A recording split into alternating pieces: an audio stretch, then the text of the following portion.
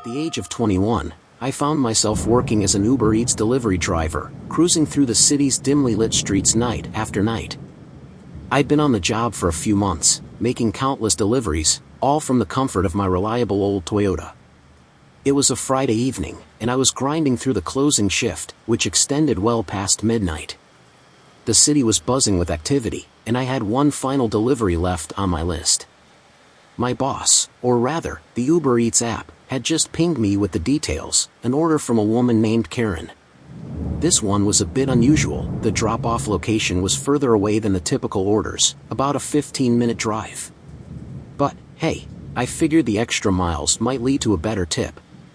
With the Uber Eats bag securely holding the order, I set off on my journey, drowning in my usual playlist's tunes. The city's winding roads led me to a modest house in a quiet neighborhood, far removed from the hustle and bustle I was used to. I approached the front door, ready to complete the final leg of this late-night shift. However, just as I was about to ring the doorbell, a woman's voice called out from a neighboring house's window. "Excuse me," she shouted, "that delivery is for us. We gave the wrong address." Curiosity piqued, I made my way to the neighboring front door. The doorbell, as luck would have it, was broken.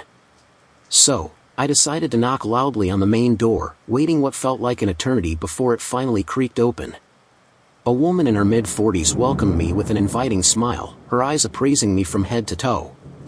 My cheeks flushed with shyness under her gaze. The woman, Karen, asked me what time I got off work, making my nerves dance a bit more. I stammered, "This is probably my last delivery." A knowing smile crept across her face, and she asked about my age. I replied that I was 21, hoping it wouldn't be a deal-breaker. To my relief, they didn't seem to mind, even saying they didn't care if I was under 21.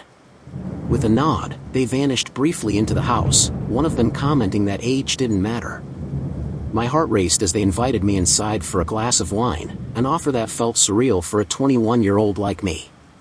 Despite not being a wine liker, I accepted, eager to make the most of this unexpected encounter. We settled onto the couch, and the atmosphere grew increasingly flirtatious. The women complimented my features, and I could feel my cheeks reddening. Suddenly, they suggested showing me something in the basement, and my imagination ran wild with possibilities. Little did I know, the reality would be far from my fantasies. I cautiously approached the basement door, asking about the light switches. However, one of the women insisted we keep the lights off, teasing a surprise. My curiosity mixed with nervous excitement as I descended the stairs. But that thrill quickly turned to dread as I thought I saw something move in the darkness below. Panicking, I quickly retreated, slamming the basement door shut. My instincts told me something was terribly wrong. The women's laughter had faded, replaced by an eerie silence. That's when I heard those haunting 5 words from an adjacent room. "Let's just make this easy." Terrified, I turned toward the front door, declaring that the delivery was on the house. I flung the door open and slammed it shut behind me. But the nightmare didn't end there. The door opened again, and I saw a towering figure outside, trying to open my passenger side door and knocking on the glass. In sheer panic, I put my car in drive and sped away, not daring to look back. I returned to the Uber Eats hub, breathless and shaken, recounting the horrifying encounter to my fellow drivers and Mark, my close friend. We reported it to the authorities, unsure of the true horrors that lurked behind that seemingly ordinary house. Whatever trap I had narrowly avoided walking into, I thanked God that I didn't find out what it was.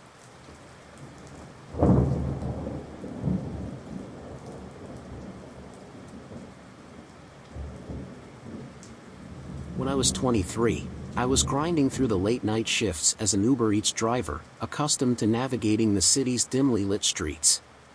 This particular night, I received an order that would haunt my dreams for years to come. The delivery was destined for a decrepit, abandoned building in the heart of the city. The address stood out like a sore thumb amidst the glowing cityscape. My instincts screamed at me to cancel the order and flee, but the promise of a hefty tip kept me driving toward that eerie destination. As I reached the location, I couldn't help but notice how the city's usual sounds of traffic and life had disappeared. All that remained was an unsettling silence that enveloped the area, broken only by the occasional howling of the wind. The building itself was a nightmare in brick and mortar, standing like a decaying monolith. Broken windows gaped like eye sockets in a skull, and graffiti-covered walls told tales of the building's dark history. It was the kind of place you'd avoid at all costs after dark. I parked my car hesitantly and retrieved the Uber Eats bag, my heart pounding in my chest. A strange chill ran down my spine as I approached the entrance, which was ajar, creaking eerily in the wind. The feeling of being watched intensified, and I swallowed hard, suppressing the urge to flee. Inside, the building was even more unsettling. A stale, damp smell hung in the air, and my footsteps echoed ominously in the empty hallway. The only source of light was a flickering bulb at the end of the corridor, casting long, shifting shadows. As I reached the designated apartment, the door stood ajar like an open maw. My knuckles turned white as I gripped the Uber Eats bag. I called out the customer's name, but the only response was a faint, distant whisper carried by the wind. Summoning every ounce of courage, I pushed the door open, revealing a scene from a nightmare. The apartment was in ruins, with cracked walls and overturned furniture. A cold breeze swept through the room, extinguishing the lone candle that had been left burning. I ventured further into the darkness, my flashlight revealing cryptic symbols etched into the walls and strange, macabre drawings. Panic set in as I realized this place had been abandoned for years, and there was no way anyone had placed this order. That's when I heard it, a raspy, guttural breath coming from the corner of the room. I swung my flashlight toward the source, and my heart leaped into my throat. A haggard figure, shrouded in tattered rags, emerged from the shadows. The thing's eyes gleamed with malevolence as it let out a chilling, inhuman growl.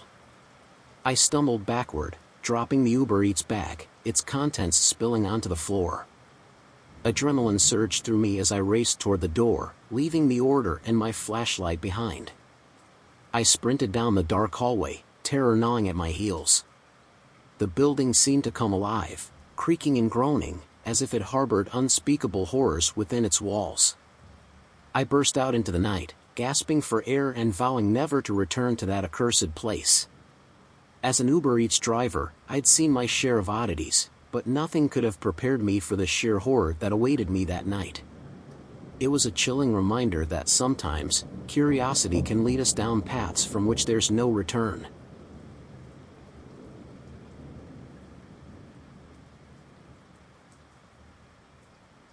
Back when I was in college, I was an Uber Eats driver, cruising the city's streets on most nights. While most evenings were routine, one fateful night would etch a chilling memory into my soul, forever altering my perception of the world. I received a delivery request that seemed unremarkable at first glance. The drop-off location was an aging apartment complex in a part of town known for its decaying buildings and dimly lit streets. I couldn't help but feel a shiver crawl up my spine as I parked my car and approached the designated apartment. The building's exterior was gloomy, with flickering fluorescent lights casting eerie shadows in the narrow corridor. I hesitated for a moment, contemplating whether I should even proceed. But I couldn't afford to cancel another order, so I reluctantly pressed the buzzer. A raspy voice crackled through the intercom, instructing me to come up to the 5th floor. I stepped into the creaking elevator, my heart pounding like a drumbeat. The air inside was heavy, suffocating, and I could feel an unsettling presence looming. Upon reaching the 5th floor, I navigated a dimly lit hallway, the overhead lights flickering sporadically. As I approached the apartment door, a chilling breeze swept through the corridor, even though there were no open windows. I knocked hesitantly, and the door swung open slowly, revealing a woman standing in the threshold. Her pallid face was adorned with heavy makeup that seemed out of place. She greeted me with a forced smile, but her eyes held a deep, haunting sadness. She instructed me to step inside, and as I entered, I noticed the apartment was in a state of disarray. Broken furniture, shattered glass, and a pervasive stench of decay permeated the air. I couldn't help but ask if everything was all right. The woman's smile faded, replaced by an expression of anguish. She explained that her daughter was very ill and bedridden, unable to leave the apartment.